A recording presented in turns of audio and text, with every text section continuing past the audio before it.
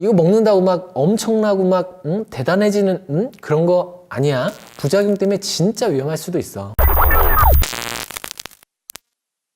2018년 12월 한 남성 잡지에 영양제를 추천하는 글이 실렸어.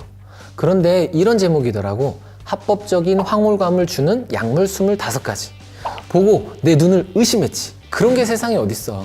놀라서 얼른 살펴보니까 영양제를 추천하는 코너였어. 그래서 그냥 그런가 보다 했는데 다시 보니까 영양제 사이에 의약품이 섞여 있는 거야. 심지어 처방전이 있어야 구매할 수 있는 의약품까지 말이야. 약사로서 걱정이 될 수밖에 없지. 영양제도 잘 알아보고 먹어야 하는데 의약품까지 한데 모아놓고 마치 게임 속 포션 마냥 먹으면 신체 능력을 끌어올릴 수 있을 것처럼 소개하는 건 약물 오남용의 위험이 있거든. 만에 하나 잘못된 정보를 믿고 건강을 해치는 사람이 있으면 어떡해. 그래서 오늘은 이 내용을 좀 정리해 볼 생각이야. 잡지에 소개된 총 25가지의 약물 중 10개 정도가 의약품이었어. 나머지 15개의 영양제도 따져볼 게 많지만 일단 그보다 더 심각한 약물을 중심으로 이야기해 볼게. 먼저 아스피린이야. 잡지에서는 복용 중인 우울증 약과 아스피린을 함께 복용해서 성공적인 결과가 나왔던 연구를 언급하고 있지.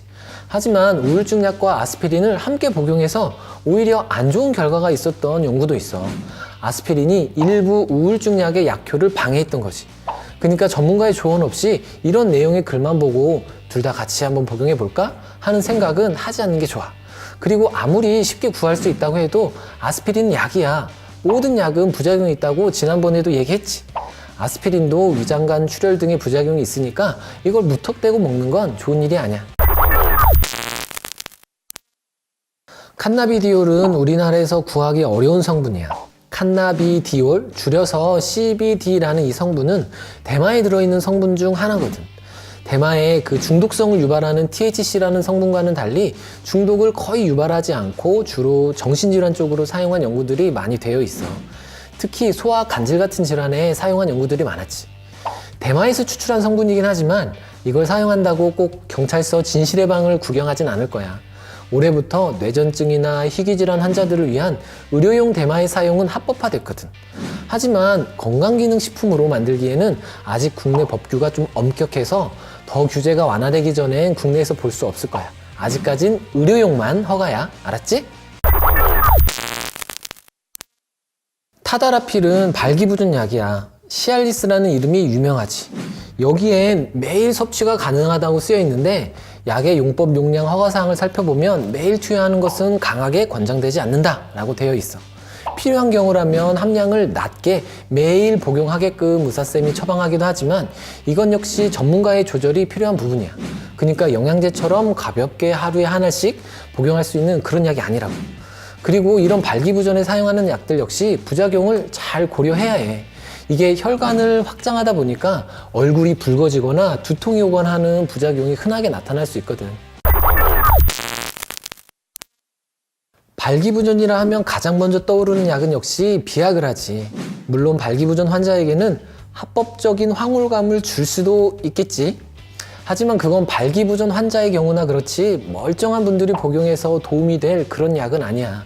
이런 종류의 약들을 발기부전 치료제로 보지 않고 굉장한 정력제인 것처럼 생각하려고 하는 분들이 많더라고.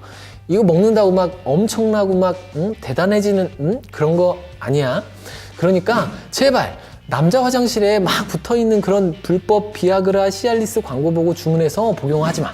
그런 불법 약들 수거해서 분석해보면 함량이 중구난방이라서 부작용 때문에 진짜 위험할 수도 있어. 네스토론. 고안에 발라서 생성되는 정자수를 줄여 피임 효과를 낸다는 게 획기적이긴 하지만 아직 임상시험 중이기 때문에 앞으로 넘어야 할 산들이 더 많아. 그리고 여성들이 복용하는 피임약도 부작용을 고려해서 잘 복용해야 하는 만큼 이 약이 나중에 혹시 국내 허가가 나더라도 의사나 약사의 조언 없이 사용하는 건 조심해야 해. 선블럭 드립은 재밌었어. 하지만 그래도 의약품을 선블럭처럼 쉽게 생각하면 안 돼. 다음은 다사티닙이야. 다사티닙은 노화를 막고 1000살까지 살 수 있는 약처럼 소개했던데, 현재 다사티닙은 암세포의 증식을 억제하는 표적 치료제로 백혈병 치료에 사용하고 있어. 이 약이 노화된 세포를 제거할 수도 있어서 실제 노화를 늦출 수 있을까 기대하고 연구가 진행 중이긴 하지. 실제로 한 동물실험 연구에서 긍정적인 결과가 나오기도 했고 말이야. 하지만 이런 효과를 인체 적용 연구로 검증한 적이 없다는 점에서 합법적인 황홀감을 주는 약물로 소개하는 건 너무 앞서갔다고 생각해.